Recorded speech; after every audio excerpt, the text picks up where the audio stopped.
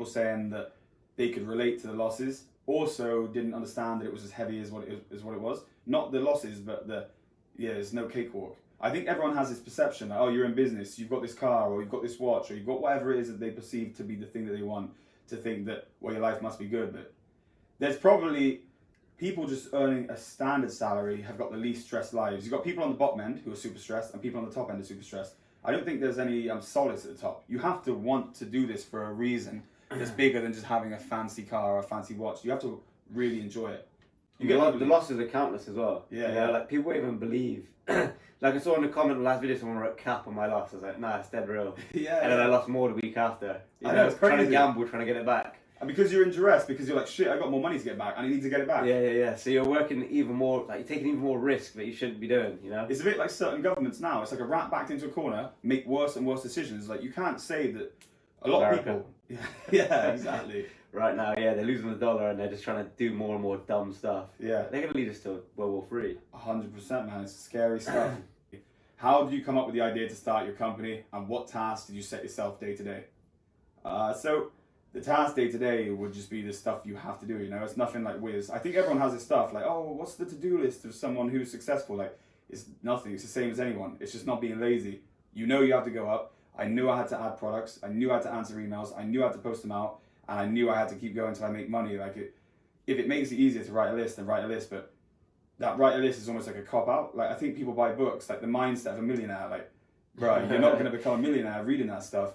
You need to embody that stuff. Books are the biggest cop-out.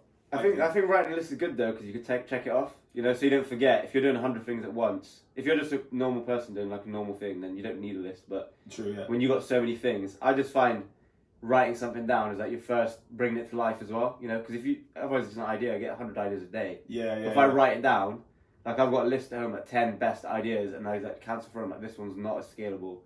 Okay, yeah, and he's saying, what tasks would you set yourself day to day? Do your work, yeah. I would just tap the basics. Like my stuff, I even write down. I do have to do this, but I write down even the stuff that I have to do that I know I'm going to do. You know. Yeah. So if I've got a meeting at 9, because then you see what you've done that day, don't you? So like meeting at 9. Oh yeah, it feels real good, doesn't it? Like I used to have a notepad. Yeah. With everything I need to do today, and I'd flick it over with everything ticked, and it felt real good. Like even if you've got to see like a family member, or whatever. I'd write everything. It made you real productive. Yeah. Like it makes your day organised too. So you do that too then? Yeah. Well, I did. Mine's stick alike. Yeah. It makes it really good, like see family, because you forget literally, like see my mum, like you can forget it so easily. Yeah. And certain like stuff that you'll do day to day that you take for granted, which is a task. You're like, oh yeah, I did that every day. I'm completing that, and I think it's good for your own, like, yeah, I achieved this today. You know what I mean? Yeah, definitely. It's like making your bed sort of thing. I don't make my bed, but it's a good thing to do. Yeah, you know, it's sure. like you've done one thing, you've achieved something for the day, as small as it is. Like you start with small and you get bigger and bigger. Like I read that before. I didn't come up with that myself. So, how did you start to come up with the idea to start JLC? The way I started to come up with JLC then is I was selling retail poker sets. I touched it on the last podcast, but yeah, just selling online, and it went well. Strip it back. What made you start selling poker sets on eBay? Because my dad's friend was doing really, really well selling on eBay, selling diving stuff, and they had said that diving stuff was his like hobby, and if I wanted to do well, then I should pick something as my hobby. So gaming, like as in poker sets, I used to play poker. I don't gamble anymore, but back then I used to, and poker was my passion. So I got that, and it didn't really make any money. And then I started buying phone cases and tech, and they started making money, and that's how it went. And I was big in retail for a long time. I was one of the biggest on Amazon UK, and then in time we picked up more and more business customers, and we transitioned over to just selling distribution wholesale now. So. Yeah, just wholesale we do. You know why phone cases makes more sense than poker sets? Yeah, why's that? Because you're always changing your phone. Yeah. Like it's so simple, but it's so smart. And also you're always damaging your phone case. Like how long do these cases last? I don't know. It depends if you're using it for fashion reasons. Like no, this is probably a year now, you know. Yeah. But it just depends on what you want. But because a lot of ours is fashion and people want to change it over all the time, you're getting a renewal every 6 months. Yeah, and then people are breaking their phones all the time. Yeah. You know, people are losing their phones, so it's like a good, like, fast-moving line, isn't it? Yeah. And a lot of the people will reorder from us, so it's cool. Like a poker set's one of those things you buy, and you'll probably play it once, and then be sat there, and you'll just be like, why did I buy that? You might even re-eBay it, so like you're making competition. What about you? How did you come up with your business? Which one? So let's go start with Moolah. I don't know, I was always going to different cities and having desserts, and Bristol didn't have any dessert place. And like over the years while I was at uni, I was just going to dessert places, writing down like what ingredients they use or whatever, like trying to have it appear over the counter. And I'll be, oh, they use that brand waffle machine. I'd write it all down. And then, yeah, just over time, I just made up a whole list. And then I lost my job. Can't remember, how did I lose my job? Okay, Were you being a terror? Were you being a terror? No. Do you know what actually? Were you being a model employee? Yeah, of course. But all jokes aside, I was hitting all my targets. I'm joking, so you are a model employee, but I was just asking. Yeah, so I'll just set the background for it. So at that job, it was like a piece of cake. I had hit all my targets for the year, and I was on point. I literally didn't have to go to work, and I was getting paid. Right, I was still getting paid fuel money, like 500 quid a month. I was getting paid for all my targets. And that's the beauty of being a sales guy. Like when you're in sales, because if you're doing what you need to be doing, you're not policed. Yeah, exactly. So my manager was cool as hell, and I'd hit all my targets. I was getting paid full whack. I couldn't earn any more, so there's no point in me going to work. And I'd started a body shop that time actually, with a family member, and that was going well. That's something I actually enjoyed, fixing cars and stuff. And then maybe we could scrap up some pictures of what cars I'd repaired. Putting body kits on cars, wheels, all that stuff. Anyway, that went, well, it didn't go south, it just didn't work out. And then I was kind of sat there and I got a call from my work, like a FaceTime call. Yeah. And it turns out like the boss had been stealing money from the credit account, gambling, like what? Two of them been working together. What, the place where you're selling? Yeah. Oh man. It's like a couple £1 million company. They got like 50, 60 garages across the country. Yeah. And so the main guy was actually stealing money and he'd emptied out the company credit card. For gambling, and then the other director was using it to pay like household bills, going shopping with it, paying his mortgage with it.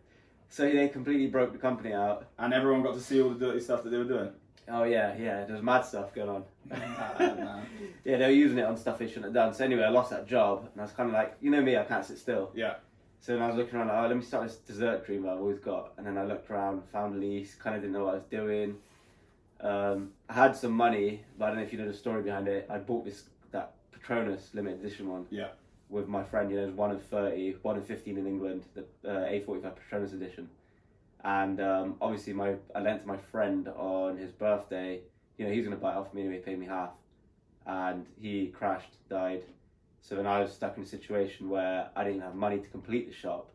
So then I kind of just, did whatever I had to do, made the money, started the shop up kind of half-assed. And it was ticking over, we're barely turning over, rent, bills, whatever. And then it kind of picked up. And then one day we just decided, we're going to go on Deliveroo.